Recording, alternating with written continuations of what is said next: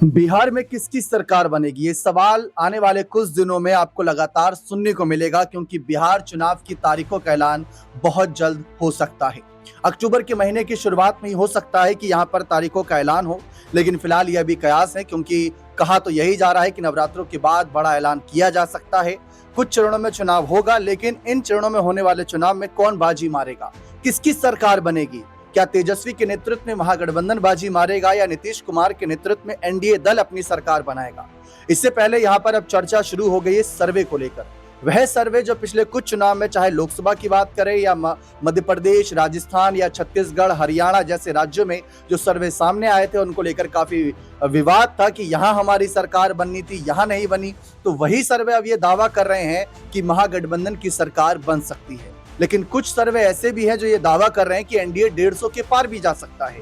अब किस पर यकीन किया जाए, ये कहना तो बहुत मुश्किल है, लेकिन जमीनी स्तर पर मेहनत दोनों की बराबर दिख रही है। जहां महागठबंधन लगातार एसआईआर जैसे मुद्दे और चुनाव में वोट चोरी जैसे मुद्दों पर अपनी आवाज बुलंद कर रहा है, तो दूसरी तरफ नीतीश सरकार लगातार कई बड़ी योजनाओं के जरिए, चाहे महिलाओं को कुछ एक भारी भरकम रकम देना हो या अलग अलग वर्ग को बड़ी राहत देना हो, उसके जरिए जनता को साधा जा रहा है। सर्वे सामने आए हैं, सर्वे को लेकर चर्चा करते हैं कि आंकड़े किसके पक्ष में जा रहे हैं। इन सर्वे में गौर करने वाली बात यह है कि एक तरफ जेडीयू पार्टी है जो इस वक्त क्षेत्रीय पार्टी है, लेकिन उनका साथ दे रही है एक राष्ट्रीय पार्टी भारतीय जनता पार्टी, जो ये कहती है हम दुनिया में सबसे बड़ी पार्टी है, देश में सबसे बड़ी पार्टी है।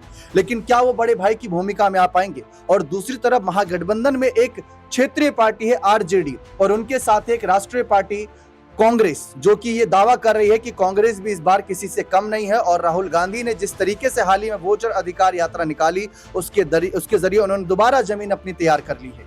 तो कौन यहाँ पर माहौल बना रहा है, किसके पक्ष में ये सीटें जाने वाली हैं, सर्वे क्या कह रही हैं, ये चर्चा करते हैं। हमारे साथ अमन सर मौजूद हैं। सर, 2-3 सर्वे सामने आए, जानकारी के अनुसार किस सर्वे में किस पार्टी की बढ़त दिख रही है? देखिए दीपक, अभी चुनाव से पहले बहुत सारी एजेंसियां इस तरह के कामों में लग जाती हैं, तमाम सर्वे करती हैं, तमाम लोगों से मुलाकात करती हैं, बातचीत करती हैं, लेकिन इसका कोई बहुत ज़्यादा हम कहें कि विश्वसनीयता नहीं होती है। और ये बात बारंबार उठ के आती रही कि भाई सर्वे में आप 1500 लोग इकट्ठा करके उनसे बात करके एक सर्वे बना लेते हो, लेकिन अगर ओवरऑल चीज़ों की बात की जाए तो यहाँ पर दोनों ही पार्टियाँ इस समय मजबूत पोजीशन में है और दोनों ही अपने दावे अलग अलग तरह से करते हुए दिखाई पड़ते हैं। एनडीए की बात करें तो लगातार वो भी, जिस तरह चाहे जेडीयू की बात करें, बीजेपी की उसमें बात करें, एलजेपीआर की बात करें या फिर हम मांझी की बात करें, एक तरह से एक माहौल बिहार में बनाना चाहते हैं कि भाई जिस तरह से सरकार काम कर रही है उनको एक बार फिर मौका मिलता है। आपने देखा कि पीएम मोदी ने भी अभी जो महिलाएं हैं तकरीबन 75 लाख के आसपास, उनके खातों में डायरेक्ट जो है 10,000 दिए गए ताकि अपने कारोबार या व्यवसाय जो भी वो कार्य करना चाहती हैं वो करती हुई नजर आ सके। इससे पहले जो है पेंशन बढ़ाई गई नीतीश कुमार की तरफ से, बिजली के लिए भी लगातार ये कहा गया। तो ये तमाम सारे फैसले जो होते हैं वो कहीं ना कहीं अपने जो मतदाता हैं, वोटर्स हैं, उनको रुझाने का काम किया जाता है। वहीं हम अगर महागठबंधन की बात करें तो तेजस्वी यादव लगातार ये बात कह रहे हैं कि भाई जो योजना वो करना चाहते हैं या जो योजना वो लेकर आना चाहते हैं वो बीजेपी उसकी नकल करती हुई दिखाई दे रही है। तो अभी आपस में तकरार चल रही है, लेकिन सर्वे जो बता रहे हैं उसको, कोई सर्वे कहता है कि जो आरजेडी खेमा है या महागठबंधन खेमा है उसको जो है लगभग 130 के आसपास सीटें मिल सकती हैं, यानी कि चुनाव के बाद जो परिणाम आएंगे वो महागठबंधन के पक्ष में आते हुए नजर आएंगे। वहीं दूसरे एक सर्वे की बात करें उसमें पता चलता है कि एनडीए के पक्ष में तकरीबन 130 से 150 के आसपास सीटें आती हुई दिखाई पड़ रही हैं। तो अभी बहुत सारी बातें इसको लेकर चल रही हैं, क्योंकि दोनों ही दलों की तरफ से या दोनों ही जो गुटों की तरफ से कोई फैसला नहीं किया गया है कि सीट शेयरिंग किस तरह से होगी, कौन कौन कितनी सीटों पर चुनाव लड़ेगा। तो अभी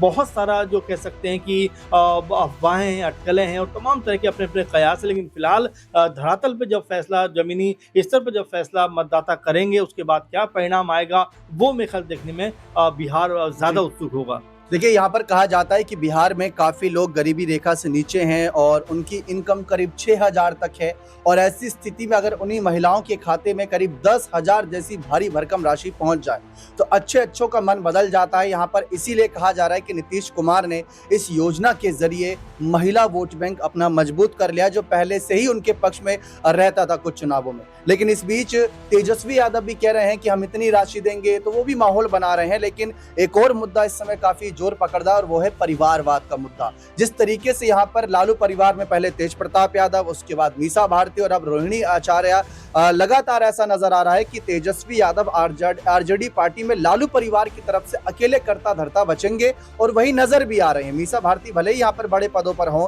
लेकिन बाकी जो चेहरे अभी अपने आप को आगे ला रहे थे वो धीरे धीरे पीछे हट रहे हैं। तेज प्रताप ने नई पार्टी बना ली, परिवारवाद के मुद्दे से दूर जा रहे हैं, लेकिन इनके परिवार के चेहरे इनके खिलाफ अपने कैंडिडेट उतार सकते हैं, उस पर भी एक सवाल रहेगा। जी बिल्कुल। और दीपक, जाहिर बात है कि चुनाव से पहले अगर तेज प्रताप यादव इस तरह से अपनी पार्टी को बनाएंगे, सामने लेकर आएंगे और अपनी ही कह सकते हैं पुरानी पार्टी, अपने पिता की पार्टी के खिलाफ मोर्चा खोलेंगे, तो बिल्कुल इसमें कोई दो राय की बात नहीं है कि कहीं ना कहीं नुकसान पहुंचाते हुए दिखाई पड़ेंगे, नजर आएंगे। और साथ में ये भी कहा जा रहा है कि एक समय यही तेज प्रताप यादव थे, कहा करते थे कि मैं अपने भाई को मुख्यमंत्री बनाकर रहूंगा, वो मेरे अर्जुन है और मैं उनका कृष्ण हूं, और तमाम तरह की बातें इस तरह की वो कहा करते थे। लेकिन अब जब ऐसा लग रहा था कि चुनाव में कहीं ना कहीं महागठबंधन एक मजबूत पोजीशन की तरफ जाता हुआ दिखाई दे रहा है, तो उन्होंने यहाँ अपना अलग रास्ता अपनाते हुए अपनी पार्टी न सिर्फ बनाई बल्कि कहीं ना कहीं चुनौती भी देते हुए दिखाई पड़ रहे हैं। क्योंकि आपने देखा कि जब पार्टी उन्होंने बनाई तो पोस्टर पे उनके पिता का फोटो तक नहीं था, जिनको वो सबसे बड़ा अपना आदर्श मानते थे। तो ये भी देखा जा रहा है कि क्या पूरी तरीके से अपने परिवार से खफा हो गए। रोहिणी आचार्य के बारे में आप देखिए, वो भी जिस तरह से ट्वीट करती हुई नजर आई, लगातार मोर्चा खोलती हुई दिखाई पड़ी। तो ये तमाम जो अब पारिवारिक जो आपस में जो तकरार दिखाई पड़ रही है, उसका नुकसान आने वाले चुनाव में आरजेडी को बहुत ज्यादा हो सकता है। इसीलिए इस डैमेज कंट्रोल को लगातार अब ठीक करने की कोशिश में लगे हुए तेजस्वी, आपने देखा कि बयानबाजी भी कर रहे थे कि भाई आज कौन ऐसी बेटी है जो अपने पिता को किडनी देती है, तमाम तरह की मतलब एक इमोशनल जो है बातें वो कह रहे थे। लेकिन क्या वाकई में ये बातें उनकी काम करें? क्योंकि तेज प्रताप यादव ने तो पूरी तरह बिगुल फूंक दिया है कि वो किसी भी कीमत पर अपने कदम से पीछे हटने वाले नहीं हैं। अब देखिए, सीट शेयरिंग पर अभी फिलहाल मोहर नहीं लगी है, लेकिन टाइम्स नाउ और जेबीसी के ताजा ओपिनियन पोल में बिहार के नेशनल डेमोक्रेटिक अलायंस यानी एनडीए को करीब 130 से 150 सीट मिल सकती है, जबकि बीजेपी इसमें अकेले अपने दम पर 66 से 77 सीट निकाल सकती है, यानी कि बड़े भाई की भूमिका में। और इसी में अगर हम देखें तो जेडीयू को करीब 52 से 58 सीट, और वहीं इसके अलावा एनडीए के अन्य सहयोगी दल जिसमें चिराग पासवान, कुशवाहा और मांझी, उनको 13 से 15 सीट जीतने के कयास लगाए जा रहे हैं। मिलेंगी कितनी सीटें, सीट शेयरिंग पर अभी बात फाइनल नहीं हुई है, लेकिन इस बीच महागठबंधन की बात करें तो उनको 81 से 103 सीटें हासिल कर सकती हैं। वहीं लालू की राजद करीब 52 से 77 सीटें, यानी ये अच्छे कंपटीशन दे रही है। लेकिन वहीं कांग्रेस जो अपने आप को बता रही है कि हमारी जमीन फिर तैयार हो गई, उनको 11 से 14 सीट, यानी पिछली बार के मुकाबले भी बेहद खराब प्रदर्शन, और अन्य सहयोगियों का प्रदर्शन बेहतर रहेगा जिसमें 13 से 18 सीटें वो जीत सकती हैं। इस बीच जन स्वराज की पार्टी भी बड़ा खेल कर सकती है, 4 से 6 सीट। ओवैसी मायावती की यहाँ पर पार्टी की बात करें, यहाँ पर उनको 5 से 6 सीट यहाँ पर निकालने की उम्मीद है।